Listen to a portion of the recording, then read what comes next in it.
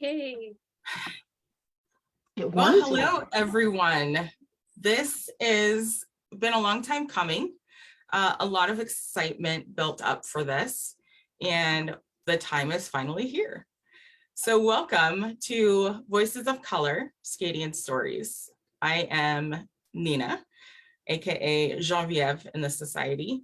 And before I introduce my co-host, I want to put out a disclaimer, and we do this at the beginning of every show because we are coming into this space as our authentic selves. We are not representing anyone else but ourselves. So the disclaimer is Voices of Color is not endorsed by or affiliated with the Society for Creative Anachronism Incorporated. The views of the hosts and guests do not represent the views, values, or policies of SCA Inc. And that really is because we're coming in here as real people. Our experiences in and outside of the SCA as people of color, they continue. It doesn't stop at the gate. On that note, let's start with Gigi. Hey, so I have a new name, y'all, that you'll have to start remembering. And I have to start remembering. Jana is my new, very Florentine name. I am a Laurel and a researcher and on vigil for the Pelican, and I reside in the Kingdom of Antir, and I'm happy to be here talking to you guys tonight. I am Jessica, or Zara. I have a new title. It's fun. It's Astamari. Nobody has to remember that because that's a lot. But I like it. And yeah, I'm in the mid-realm and I'm excited to be here. It's been a little while and I've super missed us. So, yay. The page has grown to over 1,000 followers. We seem to be gaining more and more each day. For those of you who have never watched the show, I literally woke up one morning and said, we need a place for people of color to tell their stories. Because I watched a lot of the shows that were live streaming, and while they were great, and especially filled a void during COVID, what I didn't see was discussion about how race, ethnicity plays into the game. Even when I would be on panels and try to discuss intersectionality, it was kind of, pushed aside. And I said, well, we need a space because I'm connecting with these amazing people who have these stories. And they need some place to build community and gain validation for what they have experienced in and outside of the SCA. So this show was, a waking dream, and here we are all across the world. It's so exciting. I've already had people reach out for future episodes, which is really great. This fills a need, and for me this has been my passion. I won't say it's what led to a Pelican, because yes, I realize I am a Pelican now, and I found my passion which drove me towards the Pelican path, unintentionally, because that wasn't what I had in mind. I just wanted to do something beneficial. And like these other two who have done a lot of beneficial things for DEI, but are more than just that. So given that Gigi is sitting on vigil, and type your name in the chat so I remember. Jessica is already has stepped up, had a surprise pelicaning. Tell us a little bit about your journeys. I'm going to let Jessica go first because I am actually sewing pearls down onto my vigil dress as we speak, because my vigil is Saturday and this dress is not done. So I'm going to let Jessica go first and I'm going to collect my thoughts. Very appropriate, I think. Okay, well, so I had a very kind of odd journey in that I wasn't ever really aiming for peerage. I was too new to the SCA to think that that was really a thing for me. I think we've gotten very used to peerage being a very kind of extended path. And I'll talk more about that later. But in my mind, it was something that people didn't even kind of consider for a very long time. And I joined the SCA 5 years ago this fall. So it was not really something I was thinking about. I just really got invested in the things I wanted to do. And I chose my hills. And the first thing that I really wanted to explore was persona diversity. So I did that. I tried to put together kind of resources that would help people explore persona diversity beyond just Western Europe. And I started looking into a cultural appropriation set of classes. And there was some significant pushback. And it made me realize that we really needed to work on just general DEI principles. And then the corporate DEI officer position was created. I ended up doing that.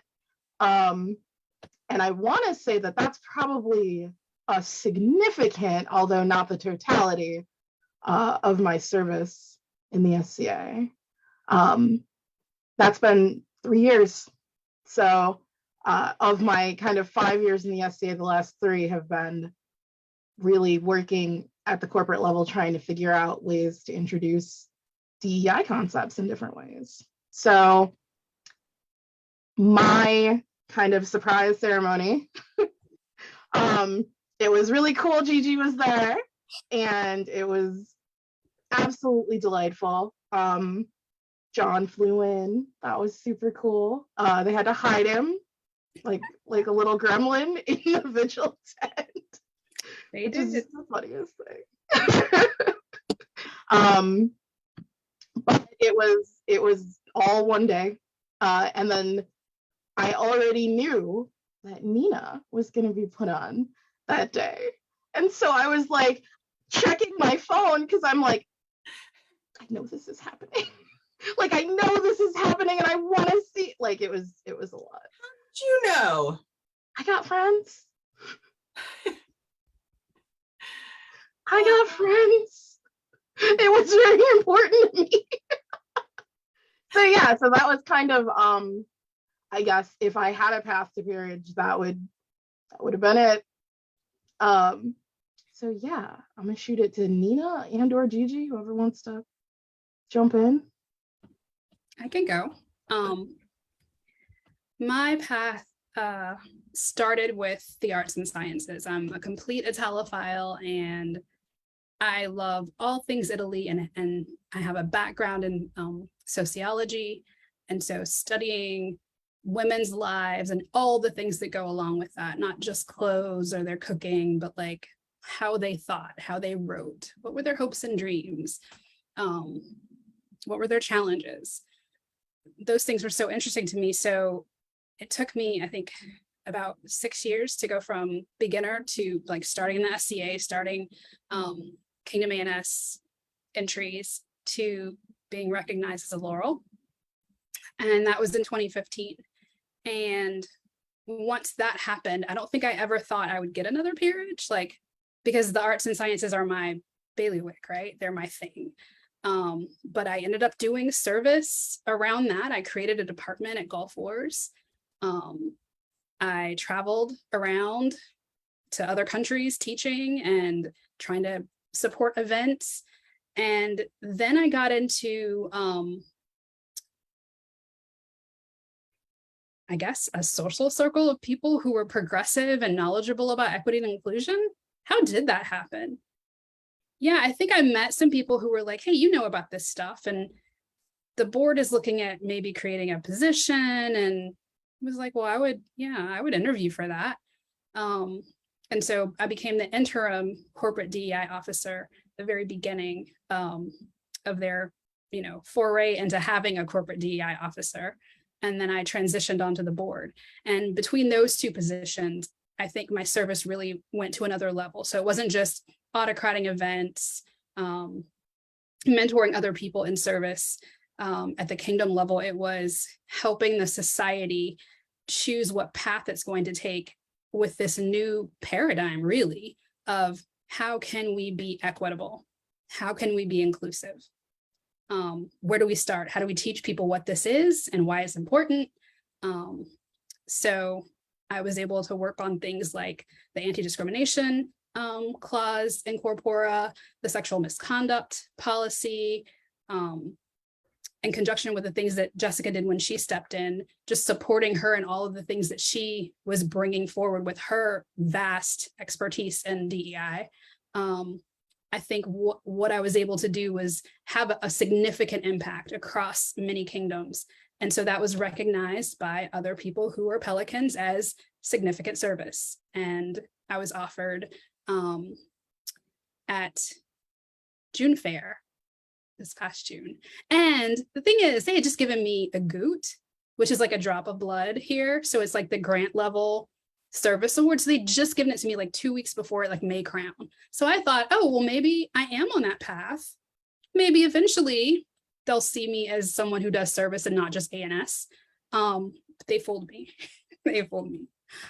So that's how I got to the point where I am on vigil.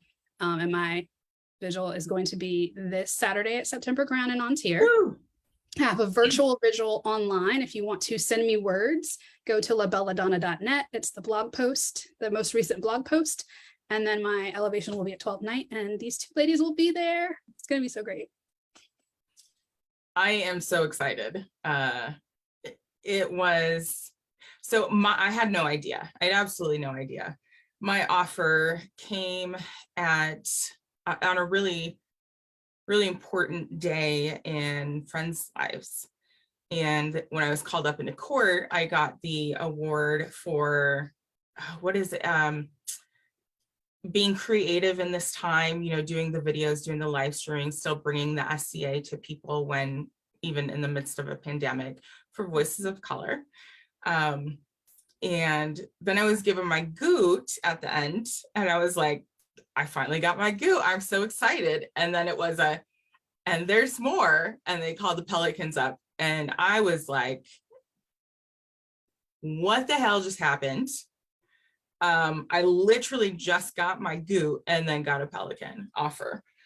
And it didn't feel real. It still doesn't really feel real. And I think part of it is, I was doing something that I loved before that. So I also, Gigi, I love all things scribal. I love all things fiber arts. My start in the SCA was, I met this person that I thought and still think is fabulous, who was like, I do this geeky hobby. Come join me. And I'm like, that sounds like some crazy white shit that I've seen on that movie Role Models. Like, are you kidding me? And then I went and I was like, jumped right in. So a lot of my initial service was doing a lot of ANS, helping teach classes, running events, autocrating, sitting gate. And then all of a sudden I was like, there's something missing. I didn't feel like I found a place yet. And then I heard that Ontario had, I think it was just called the EDI committee, and I joined. And then from there, it just happened. And then this happened. And then that happened. That was just, I think, when people ask about it, I'm like, you find what you're passionate about, and that leads to great things, whether you see it or not. It doesn't have to be a peerage. I didn't think about a peerage. I have a laurel. As a matter of fact, the day before I was offered, someone said, I was having a talk with my partner about, do I need to find a Pell? Do I need to have a Pell peer? And then it happened. And it sounds like Jessica knew first. So, maybe non-traditional route, as I think the three of us kind of had in general, but a lot of work. Both of you have done a lot of work outside of DEI. And I think that's the important thing for folks to know. For all three of us, DEI work made us more visible, which is something to, continue to discuss in peerages. How do we find people who aren't visible? And we have long resumes outside of that. In fact, maybe we can segue into the whole question about, are we DEI only? Are we diversity, equity, and inclusion, like poster children, or are we DEI and other things? And I believe we are all the latter. And we've all touched a little bit on it, but we all have anecdotes about people thinking that the sum total of us individually is that we are the cultural appropriation adjudicators or the privileged police, and that's, we are members of the SCA. We still do all kinds of other things as members and participants and tons of activities, doing things for our kingdom, serving in other ways. But because this is such a niche and a new thing for the SCA, and to have people with that expertise mundanely able to step into it, kind of like when social media took off, we had people who were social media professionals and they stepped right into those roles and they became known as the social media people, but they're more than that. And so are we. We do way more than just educate people on how to be more accepting and confront their biases and really help us to continue to exist as a society, because the whole reason that we are looking at how to be more equitable and inclusive is because otherwise we are not going to exist in the future. No, absolutely. Jessica? So I think, honestly, of the three of us, I'm probably like the least established outside of this role, which is not to say that I don't do things outside of this role. I was an apprentice and I learned how to sew in the SCA. I make my own garb. I also am interested in various fiber arts. I am god awful at most of them. Like I sew well, and somehow that hubris led me to believe that like I could learn embroidery or like tablet weaving. No. It is not good, but I try. So those are things that I do-ish. And like I have absolutely deputy event steward, because that was something I wanted to learn how to do. I worked as a feast steward because that was what I wanted to learn how to do. Like there's a lot in the SCA that interests me, but I have definitely found that, especially meeting new people, I am DEI girl, right? If they know me, that's what they know me for. And it's not terrible, but there definitely are people who are very much assuming the kind of person that I will be and the kind of personality I will have. And so it's hard to kind of meet people, have them find out that this is what you do, and then have them be like, I can't say anything. Like I can't. Or conversely, they start immediately trying to like prove to me that like they're good people. Like, I too know several Black people. I'm like, oh, good, great. It's good too. Like, I don't know what I'm supposed to say to any of this. And they're like, I recognize my privilege. That's one of the words, right? I'm like, yes. Hot topic. I didn't bring a vocab test with me, but A+. Like, one of the funniest jokes one of my friends ever said to me was that people basically just needed to come up as though it was a confessional and just forgive me, Zara, for I've been problematic, and start laying it out. And I'm like, no, let's not, because there's already enough struggle with this one.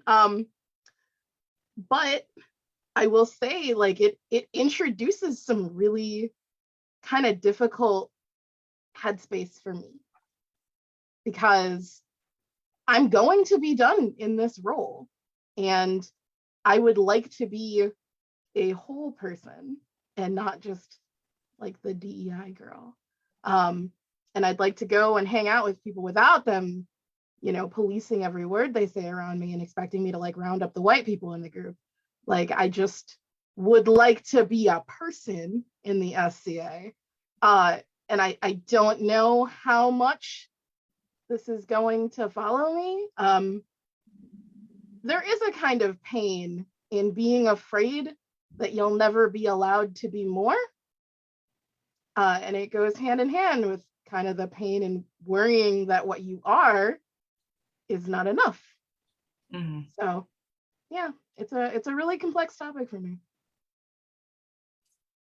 I think that, I mean, it will take people a while to not see you in that role because, you know, you've made some substantial changes within your role. And, you know, there's the footprint that you left, whether it's the online classes, your name is synonymous with DEI. And I think people are going to struggle to separate. And I think after, hopefully there's someone who's following in your footsteps and kind of keeping the work moving forward, because it would be a shame if it didn't happen. I think hopefully that person finds their place and then you can start being Zara. But you'll always be the subject matter expert, right? Like you will always have that with you.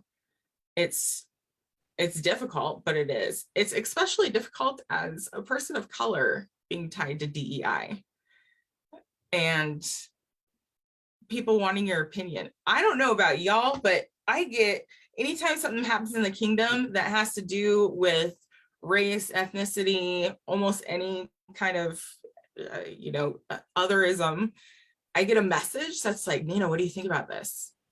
I'm like, I think I'm fucking tired. I'm done for the day. It was a long day at work. I want to talk about this. Of course, sometimes I do. Sometimes I want to see what other people have to say, but you do have that link. And I don't know that it ever quite goes away. Gigi, do you get a lot of this, like from like, or do you, because I feel like you've already got so much of your Laurel level work out there. And like, you're such an expert in your art. So I think that there are still people who come to me for other things, definitely, who see me through a different lens, because when they first met me or heard about me, I was doing, you know, classes on all Italian everything. And then I travel there, you know, as often as I can to take pictures and visit archives. So I'm always posting things that I find. And so I think that allowed me to kind of have a full identity before people realized I knew anything about diversity, equity, and inclusion. But let me tell you that once that happened, I think it did trump everything that came before. Like people would say, oh, it's really great that you post all this historical things, but what do you think about, you know, what do you think about this? What do you think about that?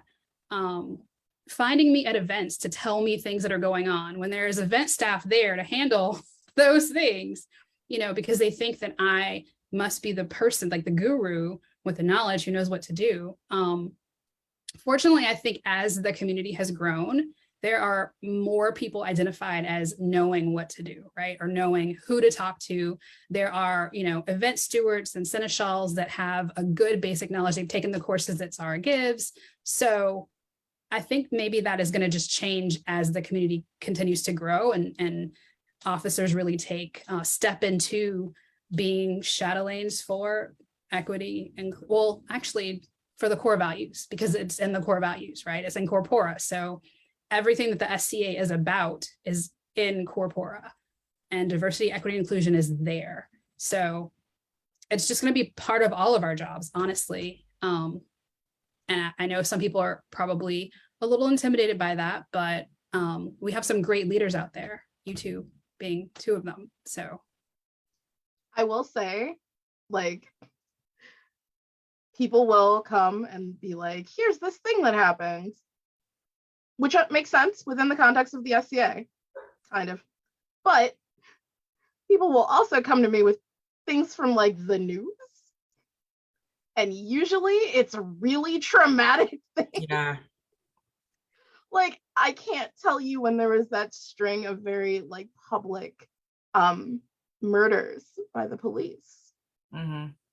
I was getting sent like videos, like with no context or anything, just like, here's a video, and I'd click it, and it's violence being perpetrated on yet another Black body. And then they're like, did you see this? I'm like, well, I did now.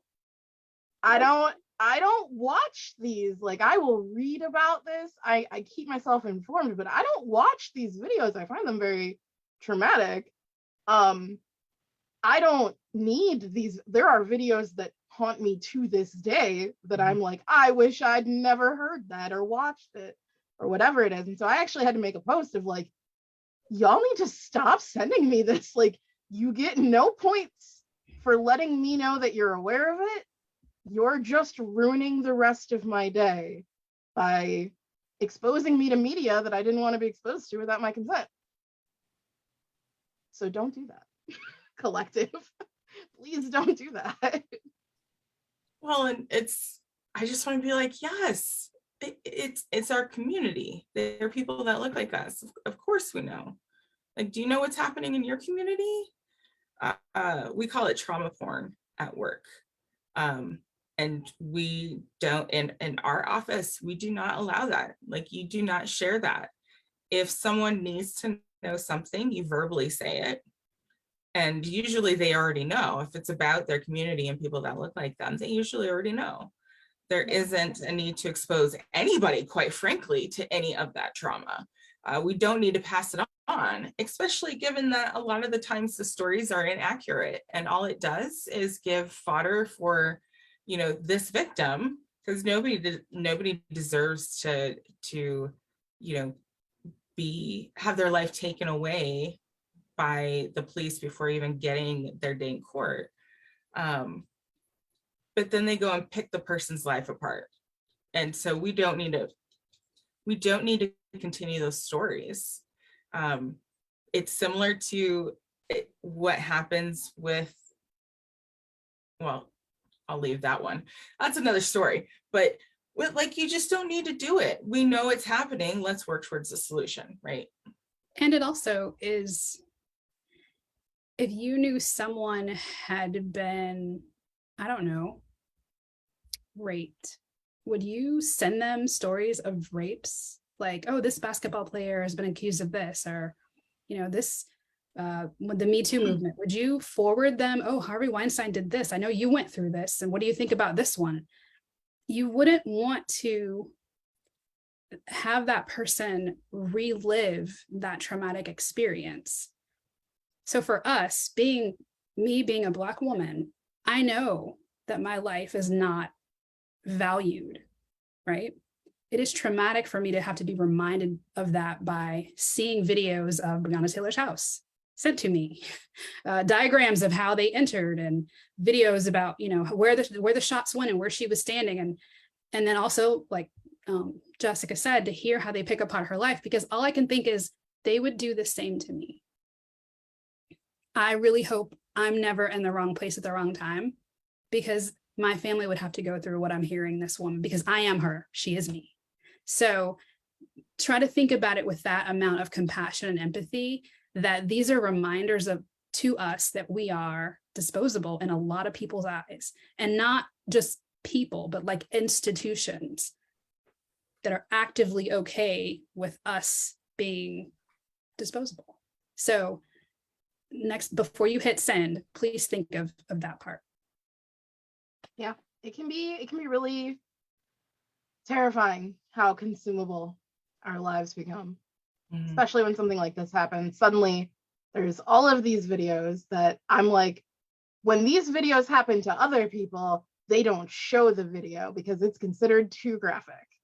Like, and it's just really incredibly upsetting.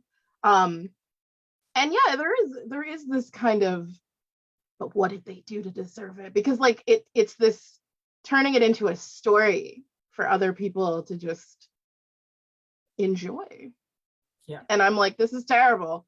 I also have had the thoughts of like, if this happens to me, like, this is gonna be me and my shitty like 20, I don't even know, like, when was MySpace? It's gonna be all my garbage like concert pics, Right. and I'm gonna be like, look what kind of music beyond the grave, just like, no, not that angle, please.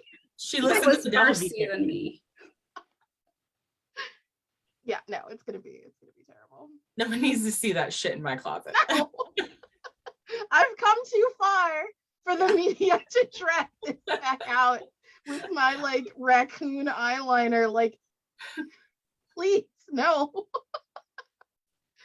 Oh my goodness. Well, we do have a question from the audience that came in before we Yes. started the show. So do we want to address that one? Yes. Okay, so the question is basically, what advice do we have for players who see Peerage as an end game? And also, how do you explain that there's more beyond the Peerage in order to motivate people to keep playing even after they become peers? So I actually was thinking about this earlier, so I wanted to jump in. It is unlikely someone joined the SCA to get a peerage. There are other places you can get acknowledgement. There are other places to get awards. So I think what happens though is, or I should say, what I would recommend is that someone remember why they started in the first place and what brought them joy in the first place. Because that's what's going to keep you here, your joy, your passion, your community.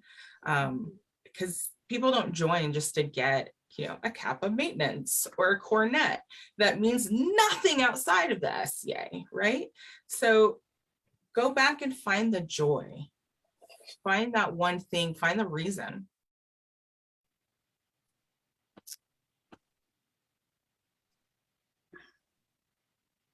Gigi, I what think you think? one of the things I'm happy, oh, sorry. No, go ahead.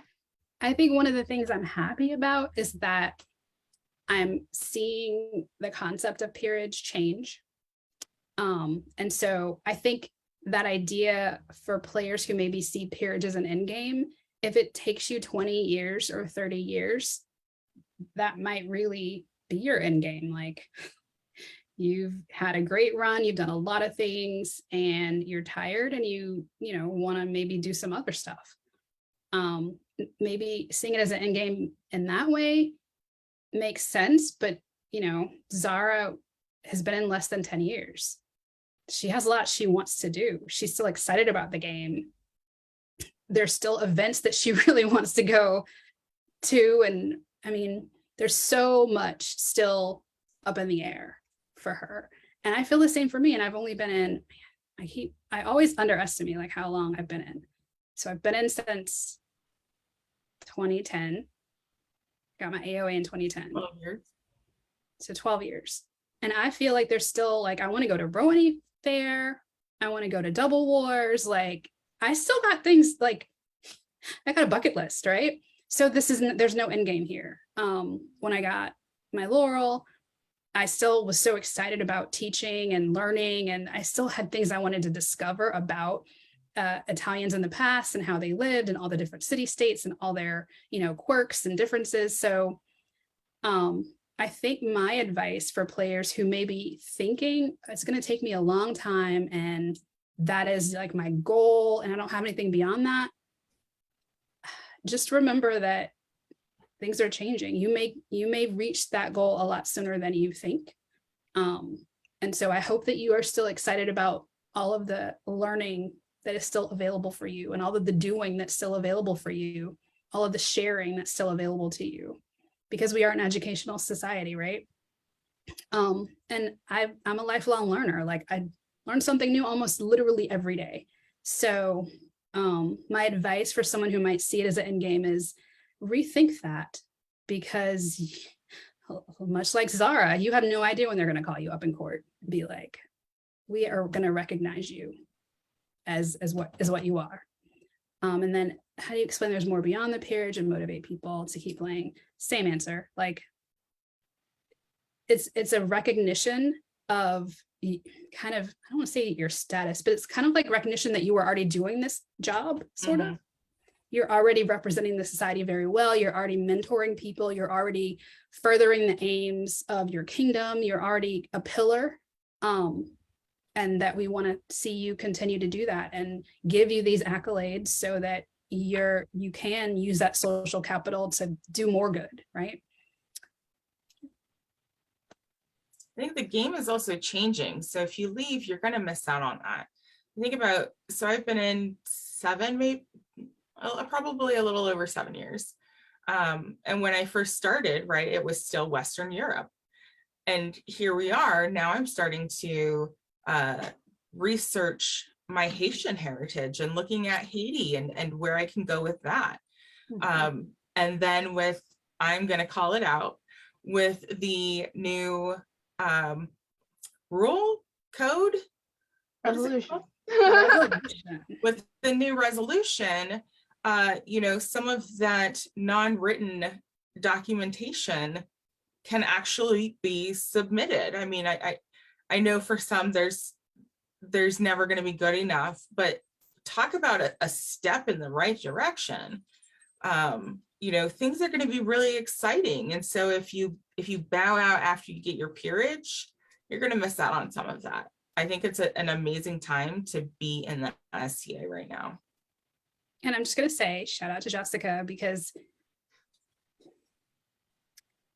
this kind of resolution could happen because of her position and the things she has done in it and the education she has brought and the people she's inspired to look at these other personas and keep asking questions and trying to enter things, and the challenges that arise when those things happen, and the heralds are at a loss or the ANS officers at a loss. And so that allowed for this type of resolution to come about. So I think that is a great thing that happens when you have someone like a corporate DEI officer. We actually did get a question about it, so I'm going to answer this question, and then I thought we could swing back around and we can talk about it. So as far as peerage and people seeing peerage as the end game and motivate people to kind of keep going. So shockingly, I have a lot of opinions about this. What? Me? I would have Can never you imagine.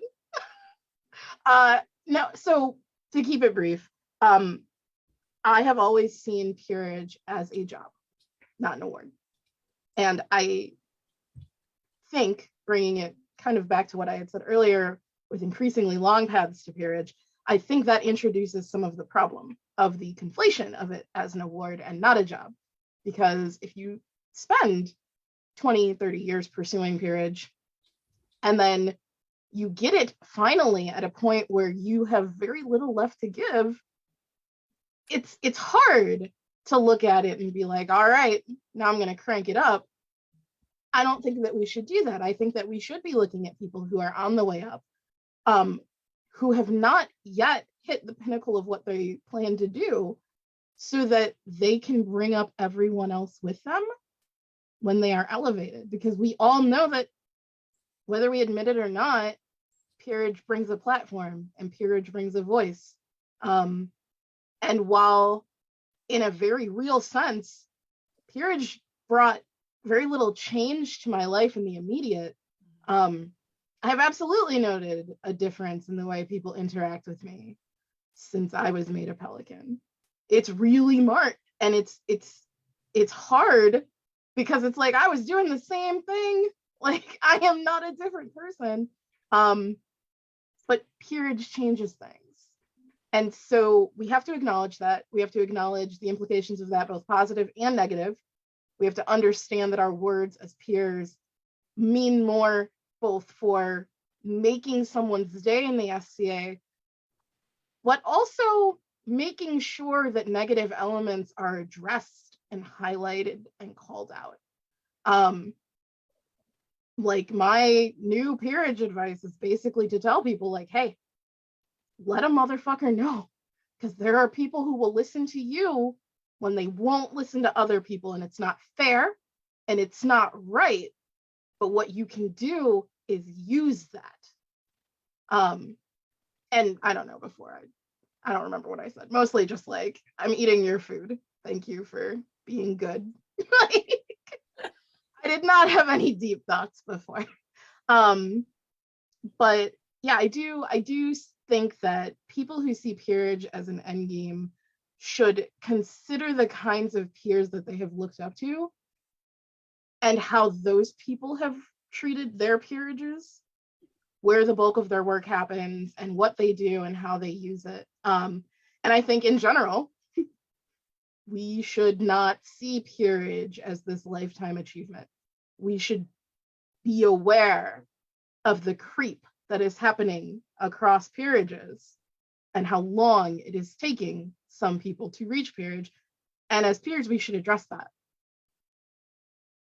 So again, I have opinions.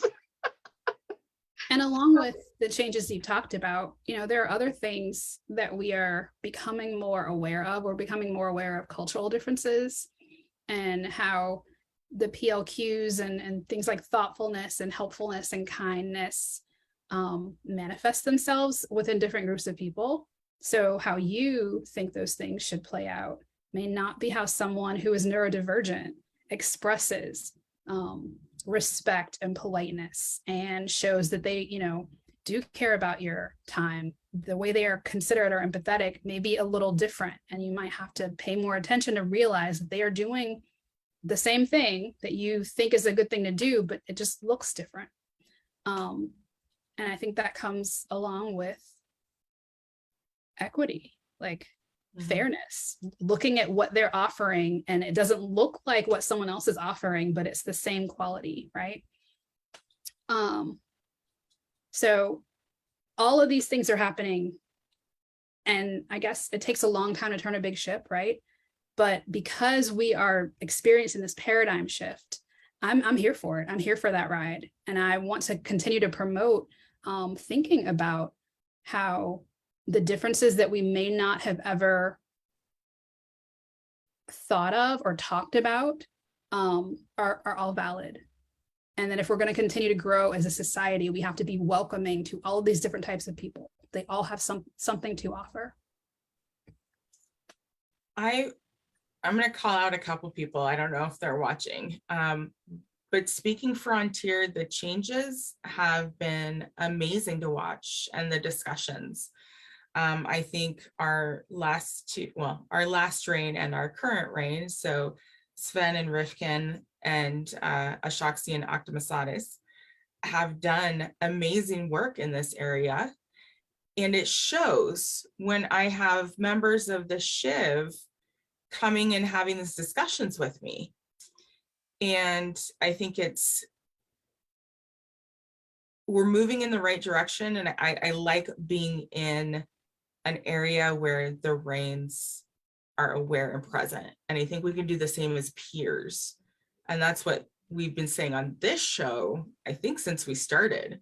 Like, we need the peers to stand up and do the work and be the example. And I'm seeing that in Ontario. I can only speak for Ontario because this is where I live, y'all. So if it's happened in other places, please drop some comments. I'd love to hear about it.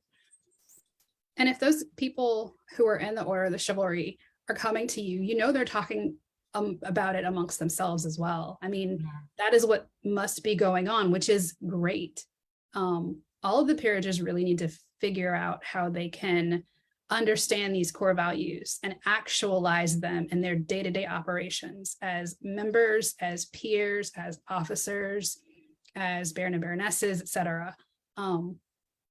And I think it is just a real natural extension of chivalry anyway. So it goes hand in hand with the biggest paradigm we have, which is treating other people in a chivalrous manner. I actually forgot someone, and I would not be doing my due diligence if I didn't mention SCA and Kjartan, because it was under their reign where we started the EDI committee and later the DEI council, and how involved SCA was in everything that she did as as a member of the council and committee, as then the deputy DEI seneschal. Like, I'm sorry if anybody's watching that I forgot those two, because it really, that's where a lot of the work started, a lot of the visible work. So yeah.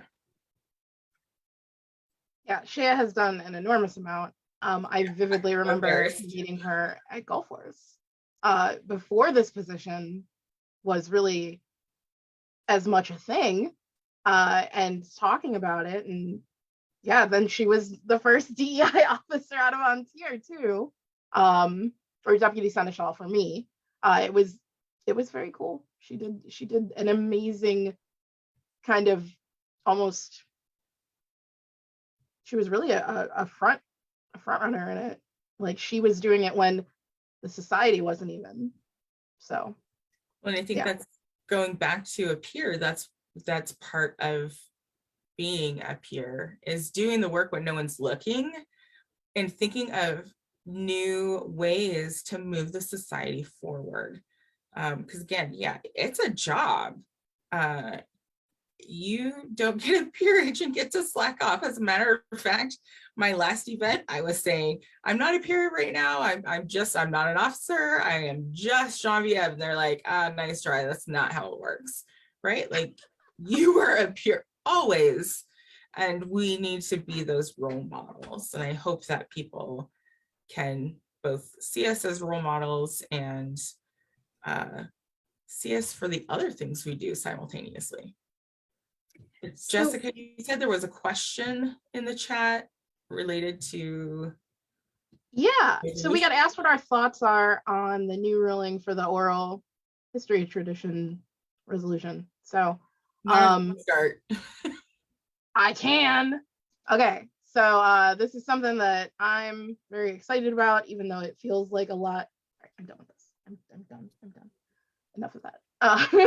I feel like a lot of people kind of don't really understand what it is or what it means for the SCA. I've kind of seen people be like, oh, well, this is a small step, or like, oh, this is not very, I get a lot of like, it's vague. So I'm going to take a couple minutes to just kind of talk through my thought process around it.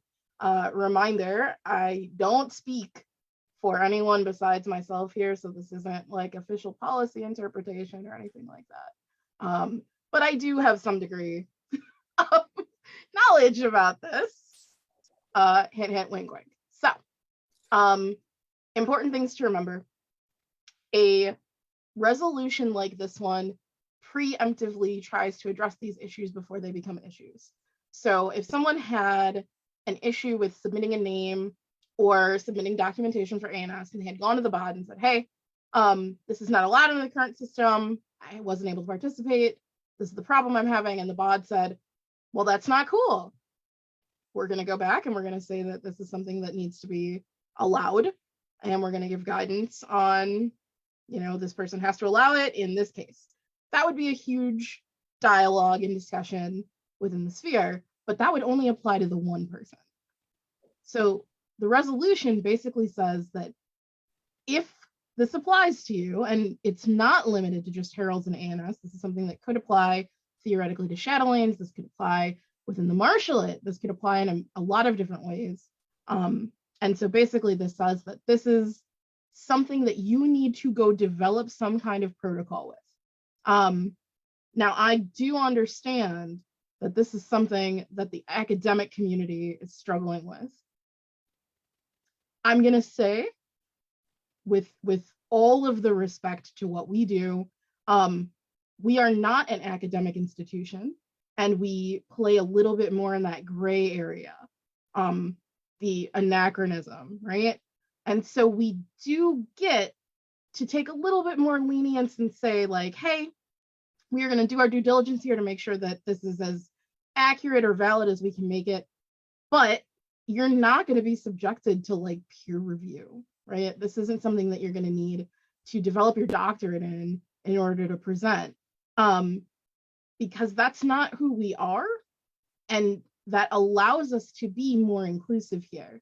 And so this is a preemptive way of saying you need to be considering this if you do anything that could involve this. And I want to kind of remind people that this is less for kind of your local officers, although it is for them as well, and more for like your kingdom and society officers.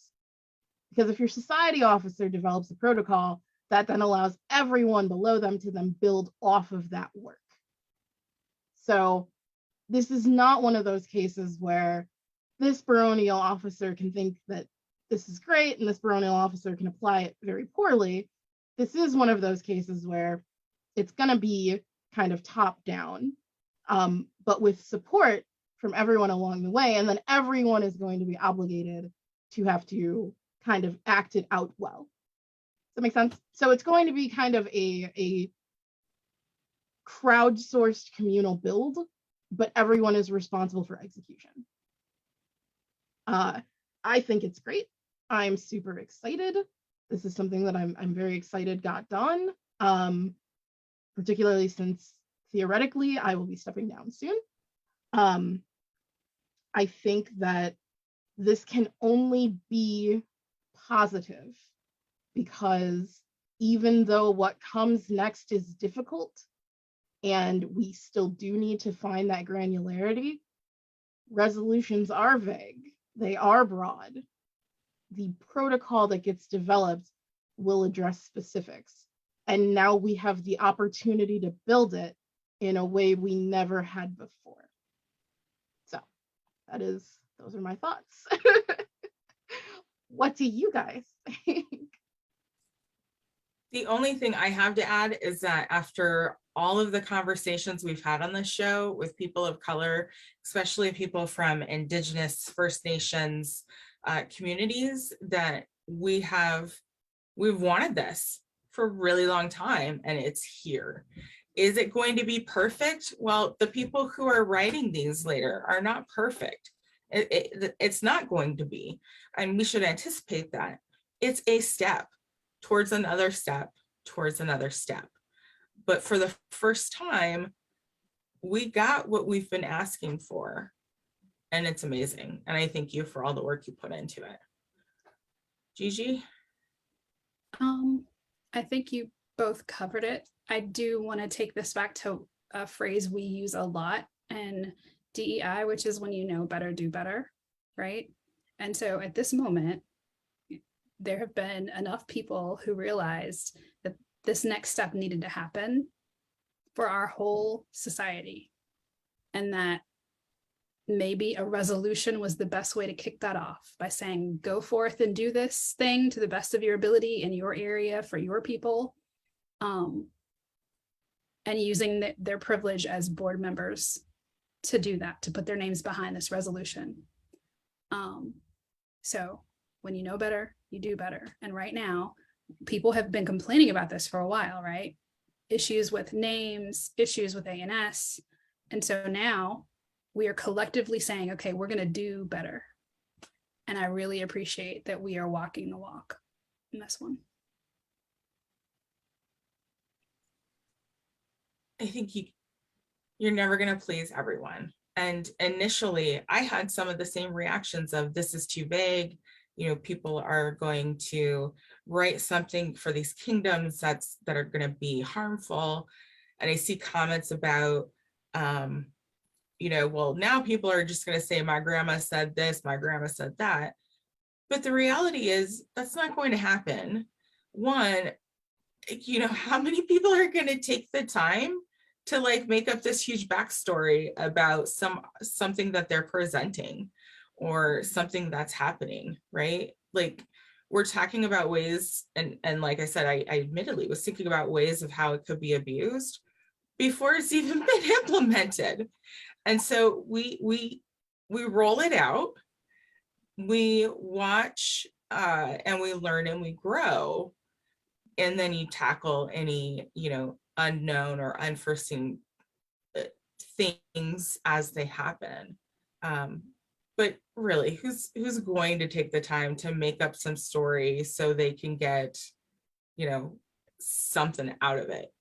And I think about, I have to say, I think about all the time when I talk to people who are really, really into Norse, and they're like, we found this tiny like centimeter of scrap, and we think it happened to this because it, you know, there are stories about it, and there are da da da da. And I'm like, that's oral history right there, right? Like, all cultures do that.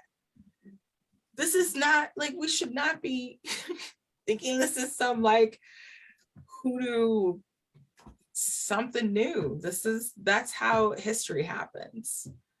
It does crack me up when people are like, someone, I'm sure very well-meaning, gave a fairly involved example of how someone could register a name that would be based on like a false oral history. And they were like, well, they could manufacture this, and they could do this, and they could provide a false translation of this, and then they could register this name. And I'm like,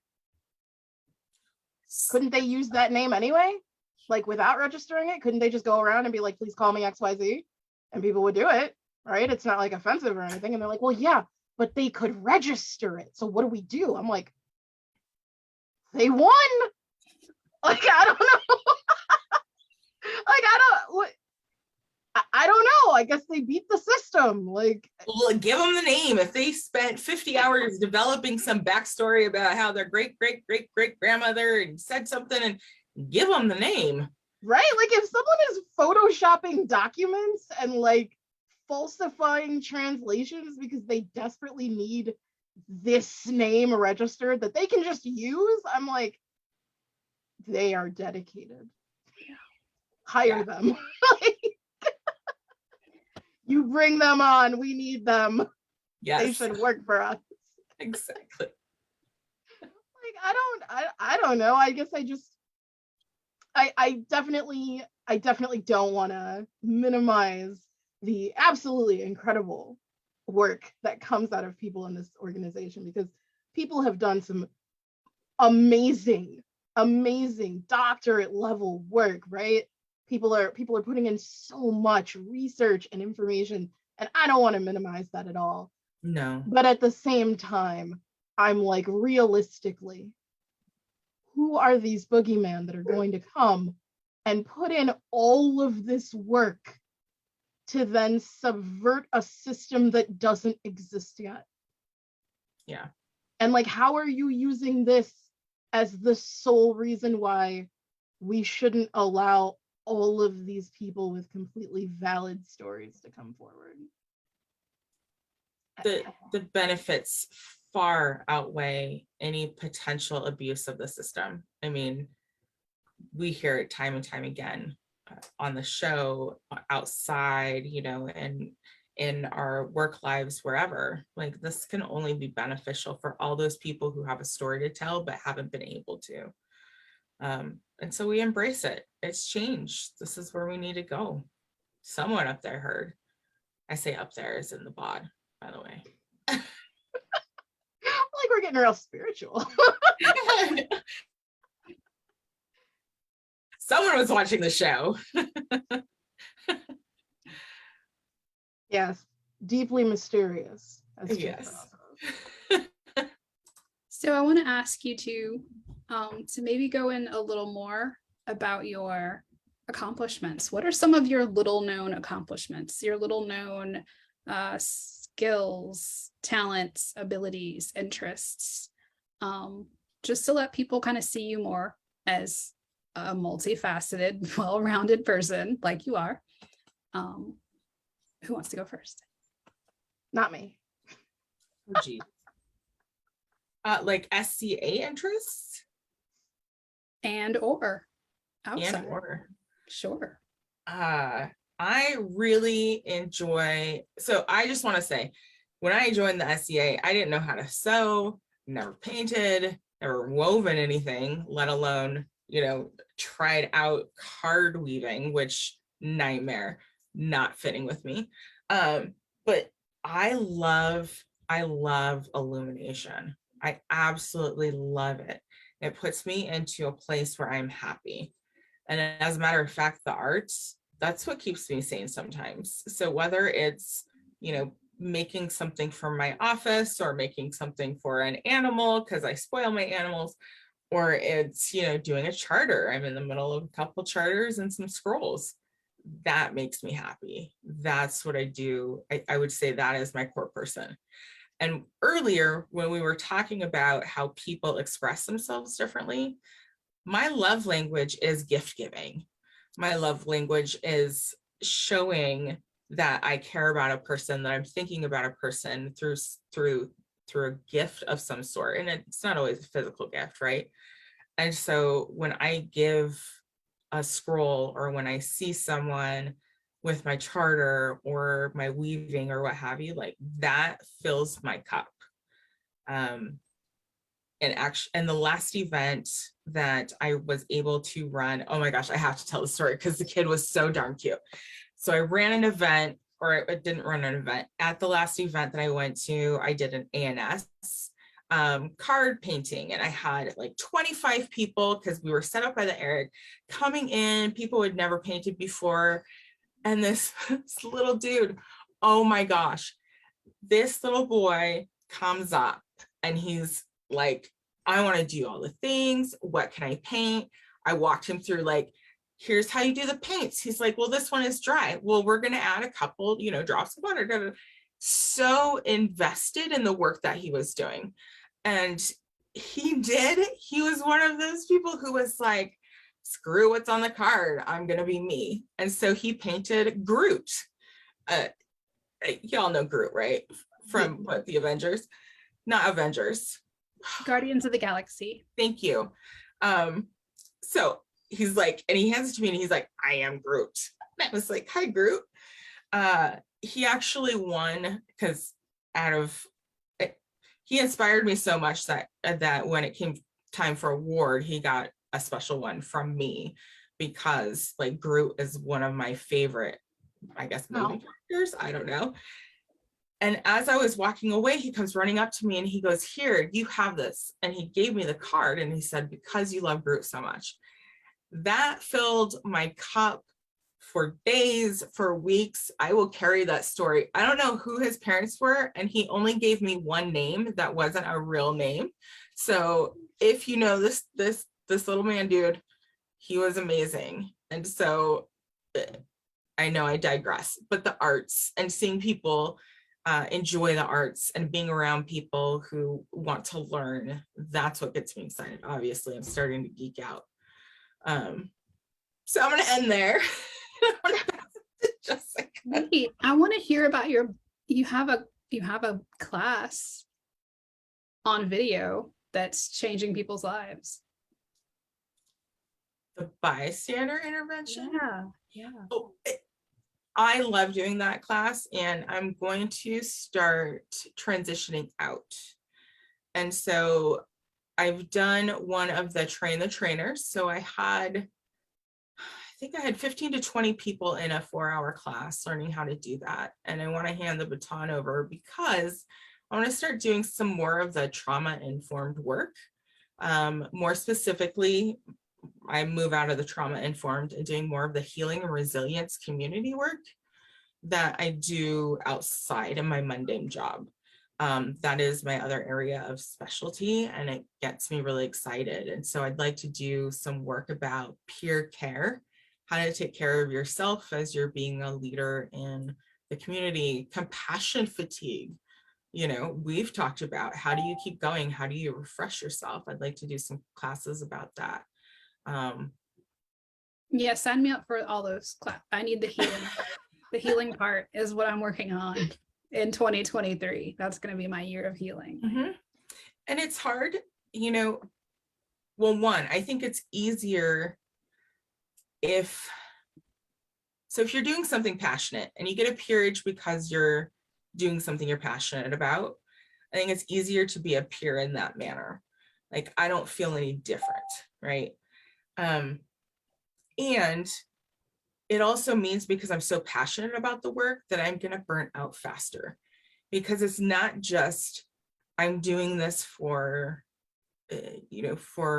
recognition. This is, I'm doing this because this is who I am. And I think burnout shows up very differently in those types of peers and differences in peers. And so we need to talk about that, and we need to give tools to folks to take care of themselves, regardless of what your peer, it's a job. We all need to take care of ourselves. And so I think that's where I'm going next. I want to hear what's next for you too, Zara, with your likes and dislikes, and after Gigi. But so I do want to say that when you work in DEI for this organization, and you also happen to be a Black woman, that's the only experience that I know. So that's all I can speak to. I'm sure it applies to other intersectional people's lives. But there are certain things that I can't be and do while I am teaching other people, while I am a spokesperson for DEI, while I am trying to educate, lead by example. And so that means that there is a lot of room for macro and microaggressions to occur, for mistreatment of me to occur that I don't address because I have a goal that I need to not get caught in the weeds. I need to move forward, and I'm not going to set these boundaries that I probably should be setting. And when you get to the end of maybe a big project or the end of a job, and you look back and you realize, wow, I let people mistreat me for the past however long. I let people say things that were, racially based aggressions, and I didn't stand up for myself. There can be a lot of anger, rightfully so, and sadness, and maybe even shame that how could I let that happen to myself when I tell other people to stand up for themselves? How could I have let that? So this healing that you're talking about, Nina, this resilience, I think it's something that people who work in this particular community really can benefit from. So I'm so happy that you're going to be offering that, because there have been some things over the past, I don't know, year that I've realized about myself that you can't pour from an empty cup, and my cup is running low. So I look forward to that. And for my accomplishments, little known, I think people don't know that I was submissions herald for Glen Aubin. I was Ruby Herald, which means I made sure all of our paperwork got to the College of Heralds, that we had our own consultation in Kingdom, and then we uploaded everything to Oscar and allowed those senior heralds to look at our names in Armory and then approve, right? I also ran Herald's Point at Gulf Wars for a couple of years, and I am a herald. Like, a lot of people don't know that, because I kind of got knee deep, neck deep maybe, into the Renaissance Village and the Italian Salon, and so I left that kind of behind, but I still really love it. In fact, I just wrote a new name article based on some research I did at an archive with names from women in Bologna. So I'm going to get back into that and hopefully contribute to that community, because I still have things I want to share, that knowledge that I've gained that I think would, be good to spread around the world. I think maybe some people don't know that I have a background in project management. So I worked as a planner, a NEPA planner for the federal government. So I'm really good leading teams, and I've led teams to, that are working on billion-dollar civil works projects, huge projects that require a lot of consultation and have to do with things like environmental justice and the Clean Water and Clean Air Act, and getting alternative arrangements from the EPA, even though they don't want to give it to you, like having to coordinate and collaborate and be vulnerable with another agency to do things for the greater good. So all of those things are things I bring into the SCA. So even if I'm just doing hey, we want to have a salon at June Fair, I'm bringing all those skills with me, like who all needs to be on this bus, who all in the kingdom has, some stake in Italian salon, and who has some things they can contribute, and how can I hold them up and show their expertise in this arena, and how can I collaborate with other people in the Artisans Village? Maybe we can do something that is mutually beneficial. So I think that's something that maybe people don't know about me. And so when I come into a room or into a project or into a new kingdom, I really like the collaborative effort, and I really look to work with other people and help them shine too.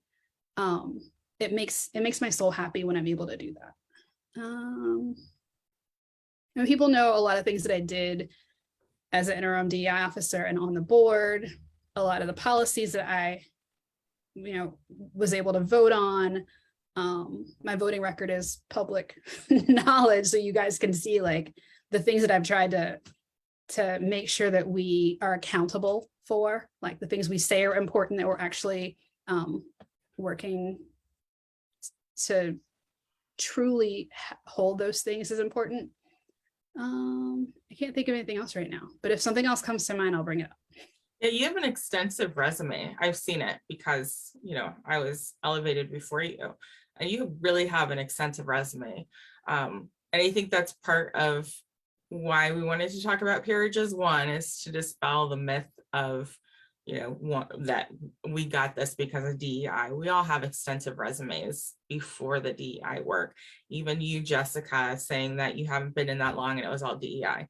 We all have extensive resumes outside of that. And I think putting those on display will help peerages become more transparent and help people understand all of the work that happens. And that's something that I'm pushing on Tier Pelicans to do, is have a Facebook page for that reason. Because otherwise, people see peers and they don't really understand all of the work they do, or they don't have the history. So they're like, I saw that guy like lift a finger one time. Well, sure, but you didn't see the 30 years of him carrying this on his back. I think especially as we've talked to some older folks of color on this show, where they've said, we've been carrying this weight on our backs for a really long time and we're tired, that we have those records to say, you know what, yeah, we hear you, we see you, it's time for you to take a break. And I know I just went off on a tangent, but I just want to acknowledge that Gigi has an extensive resume. And hopefully it's shared somewhere, isn't it? Do you have a wiki page or a blog? Yeah, I think I might have my resume on my blog. On your blog? It might not be updated. Well, there are a lot of wiki pages. Why are you like, what? You had a look on your face, Jessica. People have wiki pages. I don't know. On Tier has a wiki. I don't know if Middle Kingdom has a wiki, but on Middle Tier Kingdom has a wiki. It's such a weird, like, on her wiki. I don't have anything. My resume was done because people were poking me to do it and said, you have to do it. You're doing all these classes. You need a record. And I didn't know that what they were doing was actually planning and conspiring against me. Anyways. Yeah, no, I wrote mine for this job and then haven't updated it in the last like 3 years, which is not ideal, understandable, but whatever. At some point I will do that, maybe. So within the SCA, I'm actually very much interested in moving more into research for medieval kind of Horn of Africa cultures. So the Aksumite Kingdom and the Abyssinians, and all of this is what is modern day Ethiopia and Eritrea. I really want to start doing more classes there and introducing more knowledge there. I don't feel like the history of that region gets any kind of highlight or exploration 99% of the time. And I think one of the coolest things in the SCA for me is learning so much about cultures that I otherwise would know very little about. Something that I am kind of very passionate about is reminding people that racism did not look the same within our SCA time period. Certainly there has always been discrimination, but the anti-Blackness that is so pervasive in modern day racism did not exist in the period. And so when I talk about exploring these cultures and I watch people kind of go through the like, where they desperately try to pull anything they know about it and are coming up blank, I'm like, these were some of the wealthiest people in the world. Like this was an incredibly under-researched part of world and time. And so I've ended up having to reach out to the University at Addis Ababa for more information, just because there's not a lot of translations available in English. And so what I'm probably going to have to do is get some sort of rudimentary Amharic under my belt, which I'm already terrified of because I don't do well with languages. But like, this is really important to me, and this is what I want to move into next. So that is coming. Otherwise, I mean, I'll keep sewing because Lord knows I love garb and cannot afford to buy all of the garb that I want. So that's more practicality than anything else. I I'm trying to think about like what people don't necessarily know about me. I'm a pretty open person. I do think that it is apparent, but I will say it anyway. I'm a very extroverted individual. So I am very excited about going to other kingdoms and getting to meet new people and exploring more of the SCA on the societal level. I love my kingdom and I love the people in it. But it has been so kind of exciting to get to go to like Ontier Westwar was amazing. And then at Penzig, I got to spend an enormous amount of time with folks from the Outlands. And I was like, oh, and they were just wonderful. And I love seeing how the different kingdom cultures kind of come into play. I love the interkingdom anthropology. I find it some of the most fascinating stuff that the SCA has to offer. And poor Gigi already knows how extroverted I am because I have dragged her out several times. I also we have to really talk to like parties. Do we have to talk to everybody? Like, can Yeah. we just not? I love parties. I don't know if my alcohol tolerance is something I get to brag about, but I love parties in the SCA. You do not need to drink for them to be fun. Fun facts. Lots of non-alcoholic beverages to be shared. But poor Gigi has also been dragged out by me until like 4 a.m. So she knows my excitement for gatherings of people. You skipped over something that I think you should tell people. What? What is your connection with Cornell? Oh, I didn't do that. I didn't do the Cornell thing. Where did you do your DEI studies? I mean, so I worked within like my university and there are various DEI things, but Okay. I did not go outside of my university. I would like to, but that would only be if my job would like to pay me to do it. Oh, that's expensive. Okay. Let's talk offline because yes, we're always hiring. Oh, and we do remote work.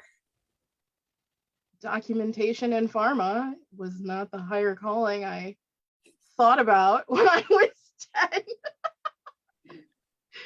So I'm open to that. Yeah. Baxter, if you hear this, this is a joke for legal purposes. Joking. Joking. So we did touch a little bit on burnout and being overwhelmed and self-care. And so this is a little teaser that we are going to do an episode on those things in detail at length in the future. And I will say that during our discussion of that topic, Saba came up and his interview is still one of my favorites. And he talked about struggling with that. And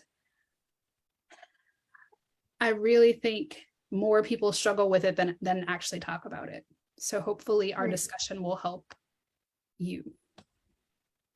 Yeah, I'm super excited to kind of get the chance to talk about it. I think that for a lot of people of color, the work, no matter what that looks like, is intrinsic in playing in the SCA, and you can't escape it. And we talk all the time about how we don't leave our identities at the door when we walk in, but that manifests in a million ways. It manifests in microaggressions. It manifests in being looked to as, you know, kind of the arbiter of whatever it is, as the person who can absolve you of bad behavior, as the person to set an example for everybody else like you.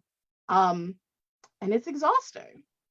And it can be really, really hard. And I think we've talked to a lot of people of color who have chosen to step into these roles and then found themselves unable to escape them in any meaningful way. I think we've talked to people who would like to just kind of go to an event and enjoy it, but are kind of forced to grapple with constant microaggressions or something like that. So I think it's going to be a very exciting discussion. And I think that there's a lot to kind of talk about generally and then more specifically for people of color.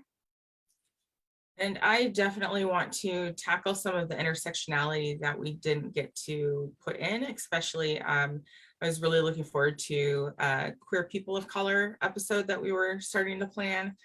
So bringing that back in and getting people lined up. I have so many people to message because we've had so many volunteers, and we'll get back on track. And, we're always looking for volunteers. I really appreciate how many people I've met and how many people are willing to come be their authentic self for everyone to see. It's just been amazing. Like, I am the complete opposite. I am introverted, regardless of how I present.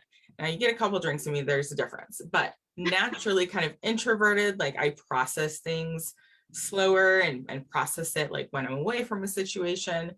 And so meeting people has really brought a sense of community for me, a sense of purpose, and finding myself as in the SCA. This really was a pivotal point for me, to find a place where I felt like I belonged, and I want to make sure that that keeps going.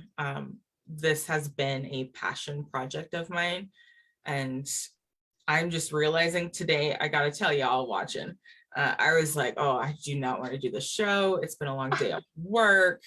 Like, oh, this sounds like a lot of trouble. And then I started getting nervous, and I was like, I don't remember what we were doing. Like, what am I doing? Why am I doing this? But my cup is full. After just doing this episode, my cup is full, because this is our place to find energy among each other, among our communities, among people who understand what we are, what we're talking about, what we're sharing, and those people who are willing to listen.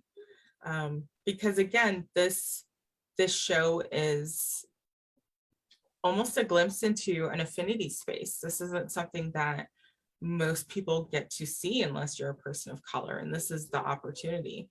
So I did want to shift briefly into we always end our shows with, how can people who want to call themselves allies help in all of this?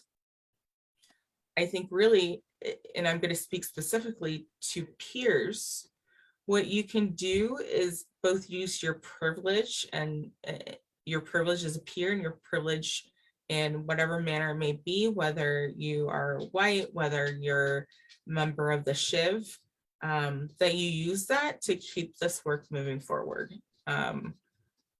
Jessica and Gigi and so many others have put so much blood, sweat, and tears into this work, and we need it to keep moving forward. And the way to do that is to get the people who are influential and have, even a perceived level of power to keep moving this work forward. How about y'all? Anything for allies, people wanting to be allies? Gigi, do you want to go, or you want me to go? You can go first. So something that I have thought about a lot in the last couple months, and I am gonna kind of focus towards peers, but I think for everybody, humility is something that's very important, and staying teachable, right? Stay humble and keep opening yourself up to learning all of the time, even if it's something that you feel that you are an expert in. And especially when we talk about these DEI issues where people are giving information that is potentially very hard hitting, right? For a long time, it was my job to learn how to educate people without putting them on the defensive.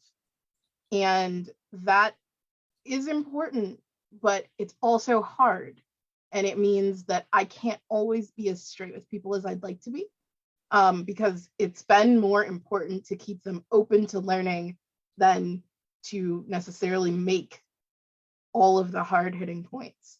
Now, I am kind of a direct person, and when I step out of that kind of educational space and into just my daily life, and I talk to people, that onus really is something that needs to be shared, right? It is not entirely on me to make sure you don't go on the defensive. Work is on you too. And like, I'm sorry, but if the shoe fits and you hear something that is a little bit uncomfortable, lace that shit up and get to step in and do better. I don't know how else to say it at this point. People, I think, get into this space where they don't want to be uncomfortable anymore. And the only thing that I can say is that there are people who can never escape that space. So I'm going to need you to just be okay, settle in, and do your best to kind of help those people out. So yeah, that is, I think it probably disproportionately goes more towards peers, because I think peers are in a different position and to a different level of obligation to kind of deal with the issues that arise from that. But I think everyone could really benefit from taking the information that they hear less of a personal attack and more as experiential sharing that they might not have had the opportunity to know before, particularly when we have spaces like the show, when you're in DEI classes, like, this is information that existed. These are ways that people felt. It's just that now you know about them. So you choose what you do with that knowledge. Well said. So for allies, I think I want to say two things. First, the SCA is tackling a white supremacy issue, right? And has been kingdom by kingdom for a while, I think. But when you say white supremacy, a lot of times people get confused about what that means. What that means is anti-Black, right? Anti-homosexual. It means anti-woman, right? Anti-feminist.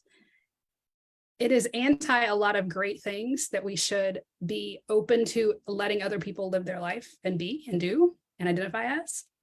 And so when we're tackling something as big as changing the way we scrutinize ourselves and scrutinize how diverse we are, which is how many differences are apparent in our participants, or how equitable we are, which is how fair are we being to these people, or how inclusive we are, which is, are they welcomed, and do they have equal opportunity to all of our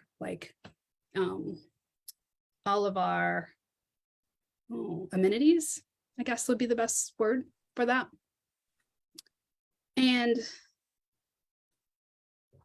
I'm really happy to be part of a group of people who want to scrutinize that, right?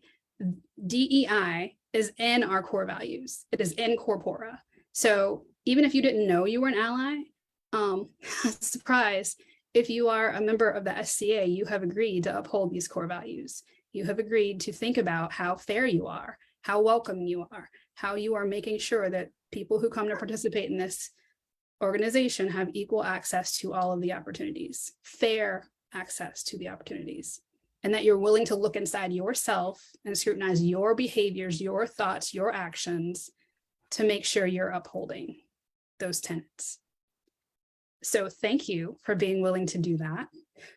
And there are people out there willing to help you understand what that means. And I hope you take advantage of all of those opportunities to learn more. Most kingdoms have a DEI officer. Jessica has classes online to explain, what these things mean. So for people who are allies, I say, welcome. Thank you for all the work I know you're going to do, because you love the SCA and you want to see it continue. And the SCA is about diversity, equity, and inclusion now. We can't escape that anymore. It's in corpora. It is in our core values.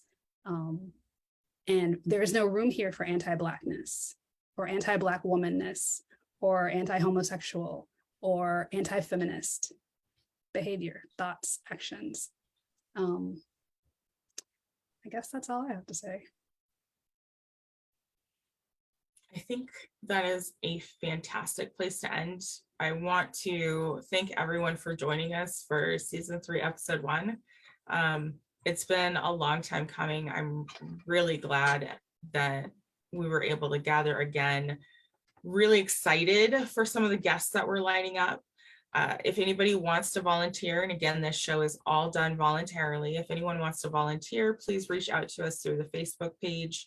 We're going to get people lined up. So I don't have a guest to announce tonight, although I have some folks in mind that I think would follow this show really well. So you'll just have to pay attention and watch the page to know what's coming next. And, you know, we just live and do what we need to do. And that's what Authentic Space is all about. So thank you all for tuning in, and we will talk to you next time. Good night.